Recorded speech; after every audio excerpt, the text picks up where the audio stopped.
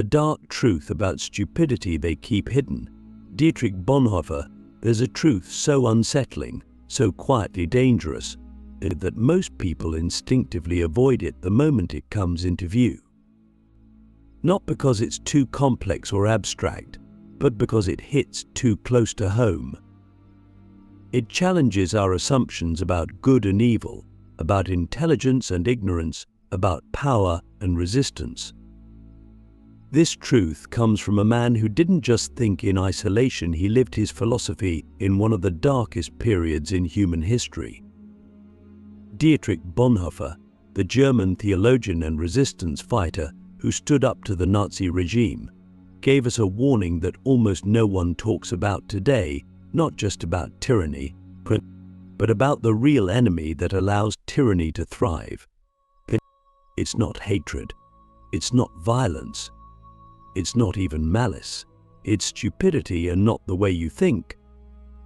Bonhoeffer's warning wasn't about a lack of intelligence. It wasn't about IQ or education levels or access to books. It was something much more frightening. He said that stupidity, in its most dangerous form, is a moral failure. A failure not of the mind, but of the will. A refusal to think not because one can't, but because one won't. And that kind of stupidity is more dangerous than evil. Because evil at least knows what it's doing. Evil has intent. Evil can be confronted, exposed, resisted. But stupidity, the kind Bonhoeffer describes, is immune to logic, immune to evidence, immune to correction. And that makes it far more powerful than we're willing to admit. Click subscribe to this channel to get more topics you love. Think about it. We live in an age where information is everywhere. You can access the wisdom of the ages with a swipe. You can learn anything, question anything, verify anything. And yet, stupidity persists not as a gap in knowledge, but as a refusal to engage with reality. It's not that people can't see, it's that they don't want to. And here's where it gets darker. This kind of stupidity doesn't usually arise in isolation. It flourishes in groups, in systems, in institutions. Bonhoeffer observed that the more a person becomes part of a collective, the easier it is for them to give up their responsibility to think. They outsource their judgment. They parrot slogans. They follow orders.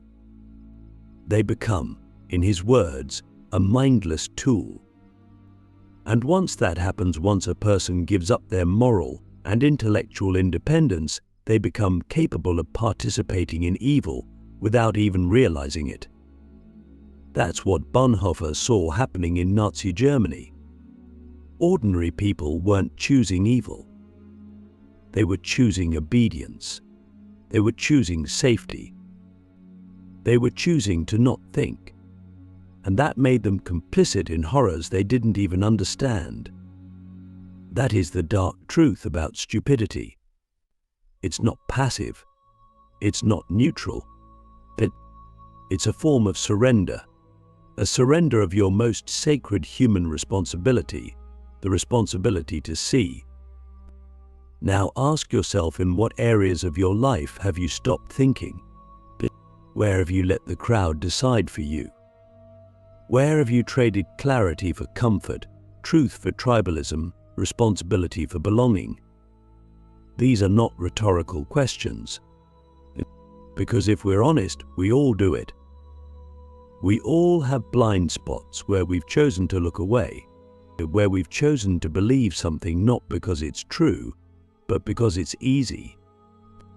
And that's where stupidity begins, not in ignorance, but in willful ignorance.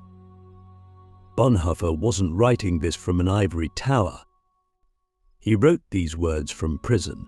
He was arrested for resisting a regime so powerful, so terrifying, that most people simply complied.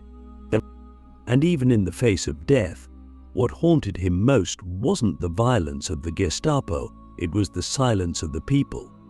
The people who knew better, who could have spoken, who should have questioned, but didn't, because they were comfortable, because they were afraid, because they didn't want the burden of seeing too clearly. And that's the warning he left us, a warning more relevant now than ever. Because we live in a world of slogans, a world of noise, a world where people are constantly told what to think, what to feel, what to feel. And in that world, the most radical thing you can do, the most dangerous thing, is to think for yourself, to see clearly, to speak honestly, to refuse the comfort of stupidity, even when it isolates you. So here's the question you have to ask. Not once, but every day, am I thinking? Or am I just agreeing? Am I awake? Or am I just comfortable? Because the dark truth is this: stupidity is not something they have. It's something we're all capable of. It's not out there. It's in here. And unless we confront that, unless we take responsibility for our own minds, we become part of the very machinery we claim to oppose. Why smart people still fall into the trap, the psychology of comfortable lies. It's easy to imagine that stupidity is something out there, something that afflicts other people. People who didn't go to the right schools, who don't read enough, who can't reason well. But that's the illusion. That's the trap. Bonhoeffer's insight cuts much deeper. Stupidity is not about mental capacity. It's about willful blindness, and no one is immune. In fact, some of the most educated, articulate, and seemingly intelligent people are the most susceptible. Why? Because intelligence, without courage, becomes a tool of self-deception. The smarter you are, the more sophisticated your rationalizations become. You don't just lie to yourself, you build entire belief systems to protect those lies. And you call it wisdom. Let's be brutally honest. Every one of us has beliefs that feel good, beliefs that shield us from discomfort, beliefs that make us feel safe or virtuous or superior. But how often do we test those beliefs against reality? How often do we actually want to be wrong? Most of the time we don't. We want to be right. We want to confirm what we already believe. And so we surround ourselves with people who agree with us. We follow media that reinforces our worldview. We construct echo chambers in our minds. And slowly, without even noticing, we stop thinking. We start defending. That's how it happens, not with a bang, but with a whisper, a slow drift from truth toward comfort. Bonhoeffer saw this in full force. He watched as academics, clergy, politicians, people trained to question, to challenge, to lead fell in line with the regime. Not because they couldn't see the danger, but because they chose not to confront it. They told themselves stories about keeping the peace, not making waves, waiting for the right time. These weren't fools.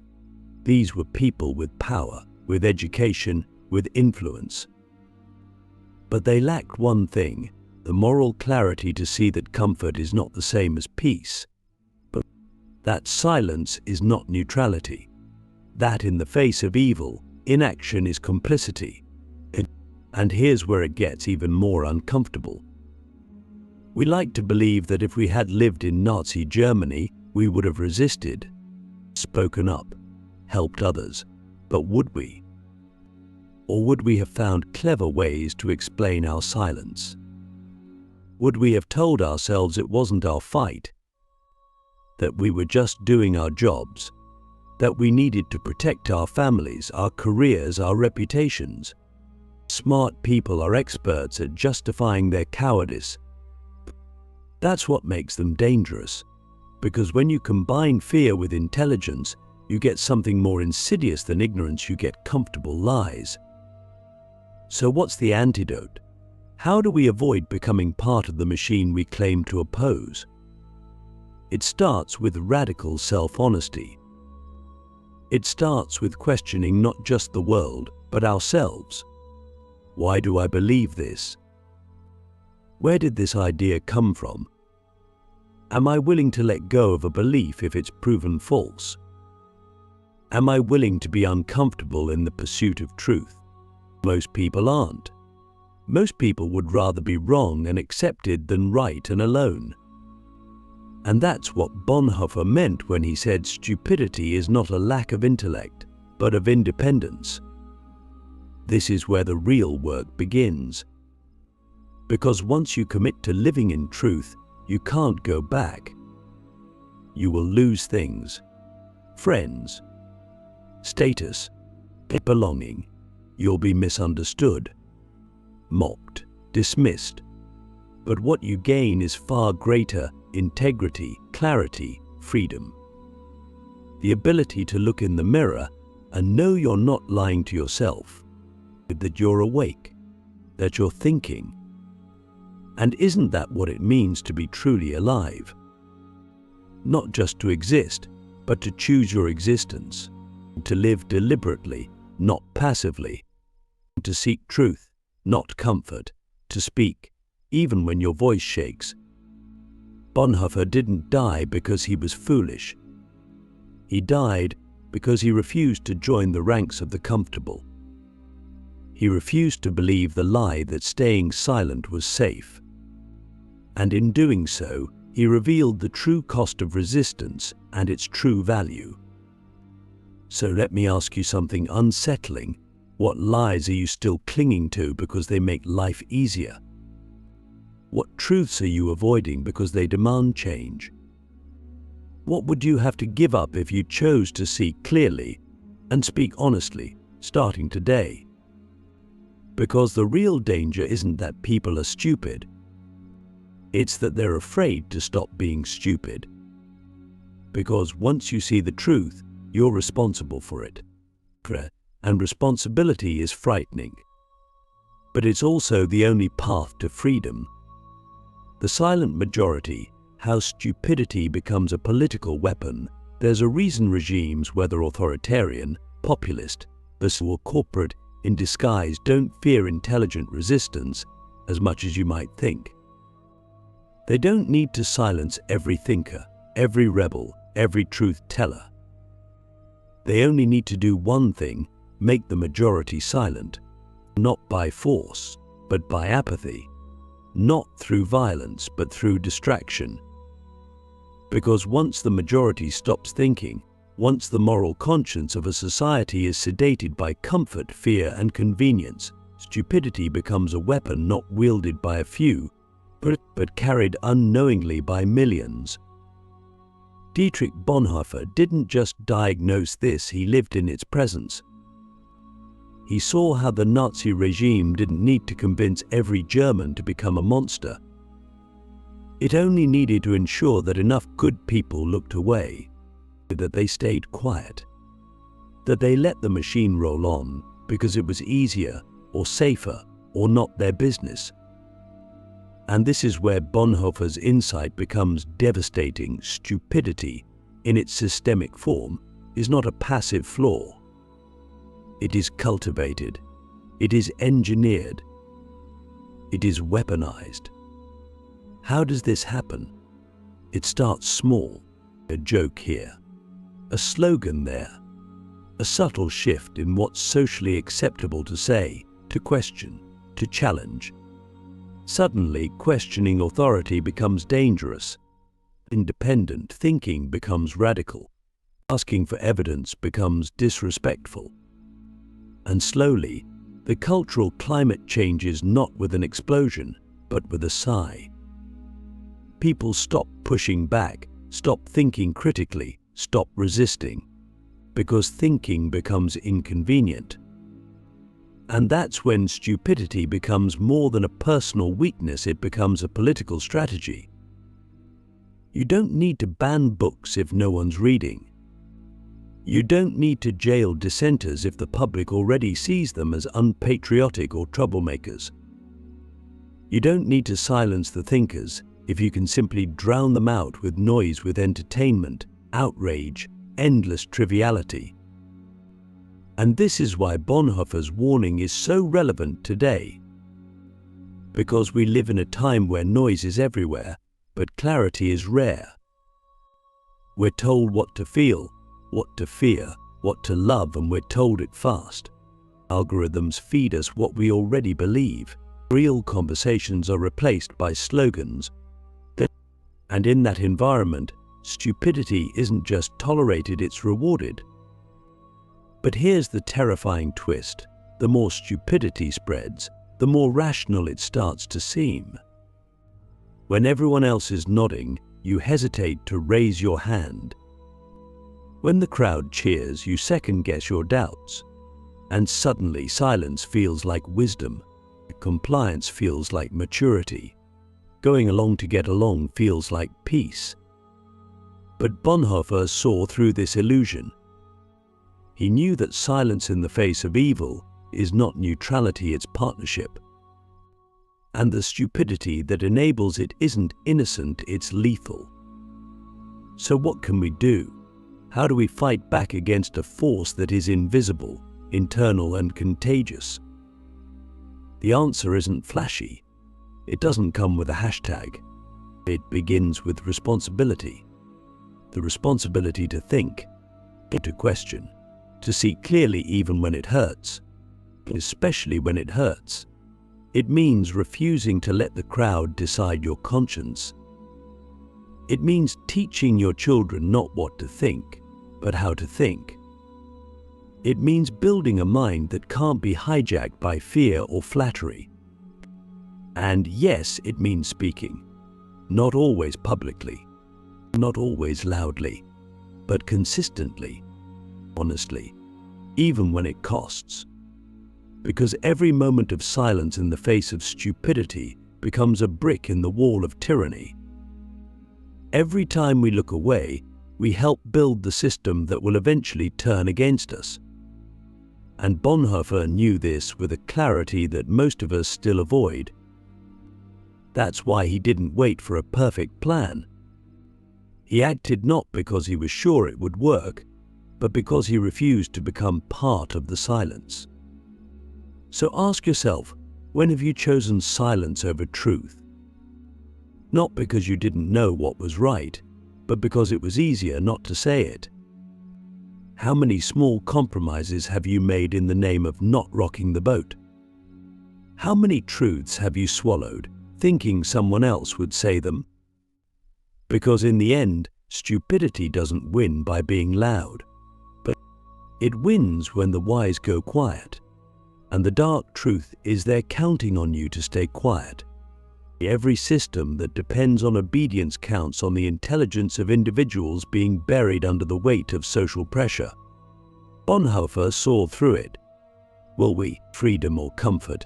Why thinking clearly is the most dangerous act of all. There comes a moment, if you're lucky, if you're brave, when you realize that the most radical thing you can do in a world built on noise, conformity, and distraction is to think clearly. Not to rant, not to rebel mindlessly, but to see. To strip away the slogans, the dogma, the easy answers.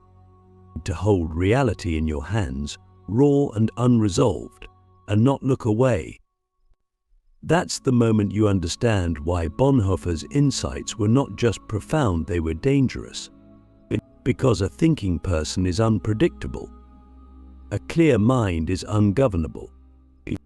And a free spirit truly free, not in the shallow political sense, but in the deep existential sense, is the most terrifying threat to any system built on lies.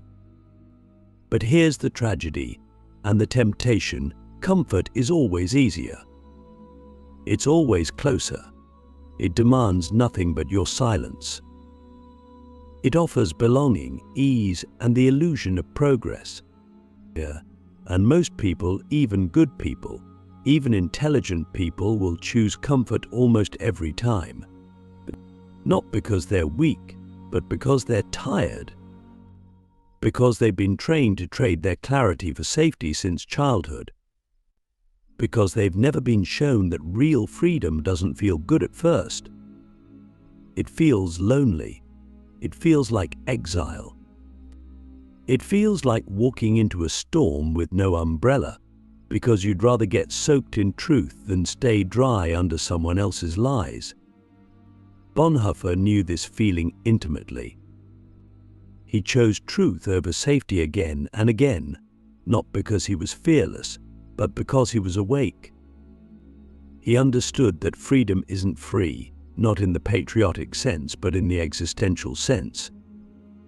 It costs you your comfort. It costs you your illusions. It costs you the right to ever again pretend you didn't know. Once you see clearly, you carry the burden of that vision for the rest of your life. And that is both a curse and a gift. Because here's the final truth they never want you to know: stupidity isn't just dangerous to others. It's dangerous to you. It numbs you. It robs you of agency. It makes you feel powerless when you are not. It convinces you that nothing matters when everything does.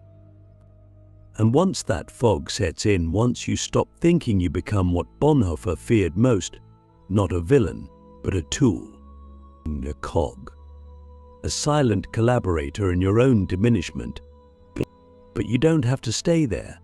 No one does. Because every day, every moment, you have a choice.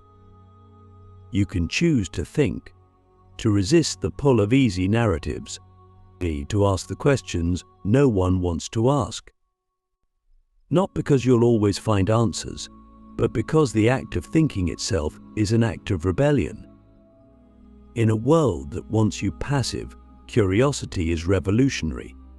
Discernment is power, and truth, even when it costs, is the only thing that can truly set you free. So I want you to ask yourself now, and not just ask it, but feel it. What are you protecting by not thinking clearly? Is it your comfort, your image, your relationships? And are those things worth more than your integrity? Are they worth more than your freedom? Are you willing to trade your capacity for truth just to keep fitting in with people who may have stopped thinking years ago? Because the world doesn't change when a million people shout the same thing. It changes when one person dares to see differently and then lives accordingly. Bonhoeffer was just one man, but he saw what others refused to see, and he acted when others stayed silent. He paid the ultimate price for that clarity, but he left behind a blueprint, a warning, a whisper across time that says, "Don't be fooled. The real enemy is not evil. It's the stupidity that makes evil possible." And now that you know this, now that you see, what will you do with that vision? Because once you choose to think, truly think, you can never go back to sleep.